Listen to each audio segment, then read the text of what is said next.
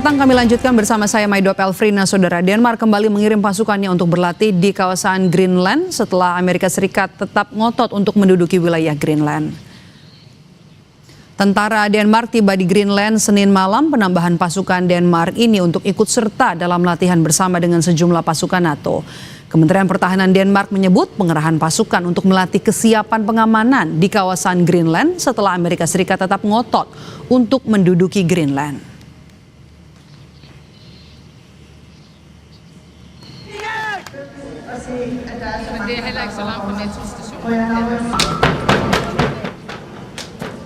Sementara itu, aksi unjuk rasa terjadi di ibu kota Denmark, Copenhagen, untuk mendukung kedaulatan Greenland di tengah ketegangan atas keinginan Amerika Serikat menduduki Greenland. Sejumlah pendemo sengaja menggunakan topi ikonik milik Donald Trump sebagai simbol perlawanan Greenland dan Denmark terhadap ancaman Presiden Amerika Serikat.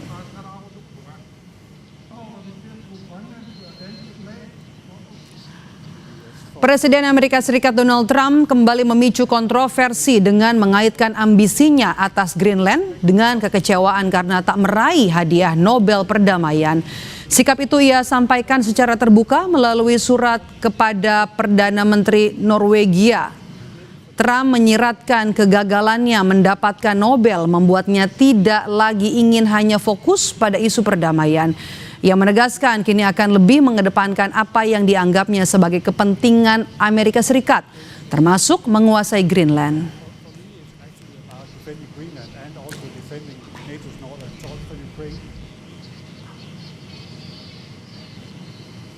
Sementara itu, Presiden ke-6 Republik Indonesia Susilo Bambang Yudhoyono menyampaikan kekhawatirannya melihat kondisi geopolitik dunia saat ini.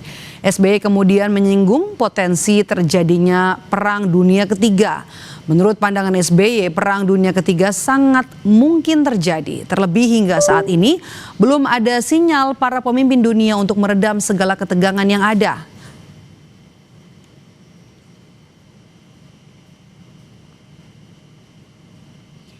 Dalam unggahannya di media sosial pribadinya, SBY menuliskan, "Terus terang, saya khawatir, cemas dan khawatir kalau sesuatu yang buruk akan terjadi. Cemas kalau dunia mengalami prahara besar, apalagi kalau prahara besar itu adalah Perang Dunia Ketiga.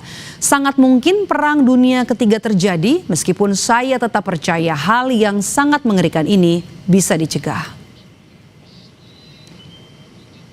SBY juga menulis saran dan usulan saya, Perserikatan Bangsa-Bangsa mengambil inisiatif mengundang para pemimpin dunia untuk berembuk di persidangan umum PBB yang sifatnya darurat. Agendanya adalah langkah-langkah nyata untuk mencegah terjadinya krisis dunia dalam skala yang besar, termasuk kemungkinan terjadinya perang dunia yang baru.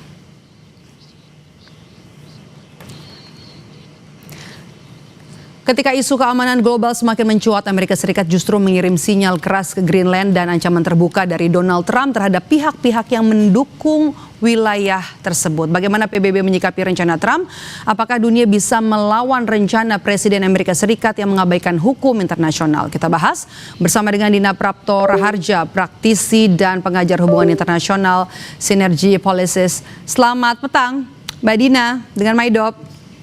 Selamat petang, Mbak Maidop. Oke, Mbak Dina, apakah dengan Anda sepakat dengan pernyataan dari SBY jika sangat mungkin Perang Dunia Ketiga ini terjadi? Apakah saat ini memang terjadi kesamaan pola seperti Perang Dunia I dan II sebelumnya? Saya melihat belum sepenuhnya sama dengan kondisi sebelum Perang Dunia I dan II. Jadi kita perlu melihat beberapa faktor ya. Pertama, kalau dilihat dari Amerika Serikat sendiri, kondisinya itu secara ekonomi menurun. Dan kalau melihat background Presiden Donald Trump, karena beliau adalah pebisnis dan beliau punya janji politik untuk menunjukkan Amerika itu besar kembali, great again, dengan cara fiskalnya mereka itu sembuh, sehat, perekonomiannya, dan mereka bisa bersaing bahkan lebih kuat dari para pesaingnya. Agenda itu belum tercapai. Dan menurut saya, karena dia juga punya bisnis di berbagai belahan dunia, dia nggak punya kepentingan juga untuk merusak jalur bisnis yang sudah dia bangun. Jadi kalau itu dari sisi pribadi beliau, tapi dari sisi Amerika Serikat sendiri sebenarnya punya hutang yang sangat besar terhadap China Dan dari sisi ekonomi dia juga declining. Penggunaan dolar itu sudah mulai berkurang, meskipun masih dominan, tetapi sudah mulai berkurang. Artinya perdagangan kerjasama antar negara ini sebenarnya sudah mulai ada infrastruktur diplomasi yang berdiri lepas dari PBB. Nah ini yang tadi menarik diangkat, kemudian PBB bisa apa? Sebenarnya PBB sudah lumpuh. Kalau dari segi Dewan Keamanan PBB yang sebenarnya bisa melakukan prevensi gitu ya, preventif gitu. Itu sebenarnya lumpuh. Tapi kalau kita nggak perlu khawatir sepenuhnya karena mekanisme-mekanisme baru yang dibangun lewat bilateral maupun minilateral itu sebenarnya ada. Yang harus diantisipasi sebenarnya sebelum menuju Perang Dunia Ketiga itu adalah eksploitasi. Jadi yang saya khawatirkan itu justru eksploitasi besar-besaran, terutama terhadap negara-negara low middle income countries. Sebelum kita ke sana, Mbak Dina, mohon maaf saya potong. Amerika kan klaim kalau ini adalah soal keamanan, ya.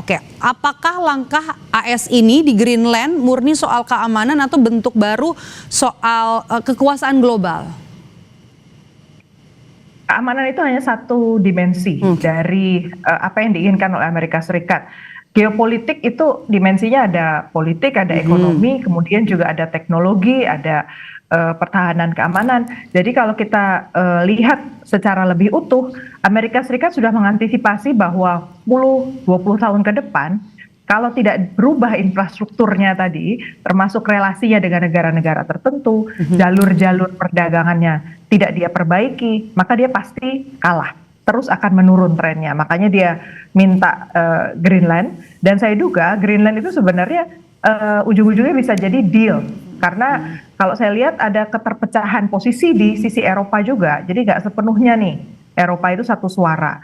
Mereka berpikir karena narasi yang kita dengarkan bahwa mereka akan memperjuangkan otonominya gitu dari Amerika Serikat. Tapi di sisi lain ada yang bilang bahwa orang itu sesama negara NATO kok, ngapain sih kita ribut? Udah kita berikan saja, toh nanti nggak kemana-mana, tetap di tangan NATO.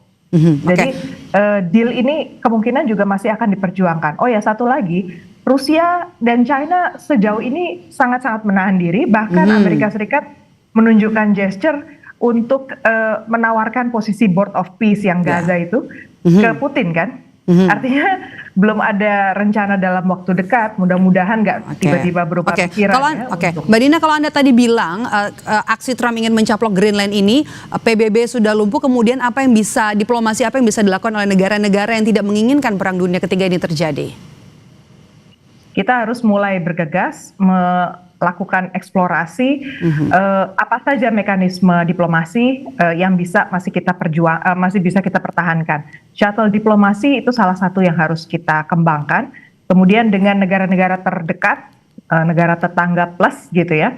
Plus itu adalah bukan hanya yang paling dekat, tetapi juga ada negara yang memang secara ekonomi menjadi mitra utama untuk perekonomian kita, sustaining, kita punya program-program pemberdayaan misalnya. Nah itu harus kita dekatkan lebih ini lagi di luar dari mekanisme yang ada. Jadi jalurnya itu sudah mulai seperti orang nggak usah terikat gitu dengan kelembagaan, karena kelembagaan yang di-attack, yang sedang diserang oleh Trump itu adalah kelembagaan. Baik, terima kasih sudah memberikan pandangan bersama kami di Kompas Petang hari ini, Dina Praptora Harja, praktisi dan pengajar hubungan internasional Synergy Policies.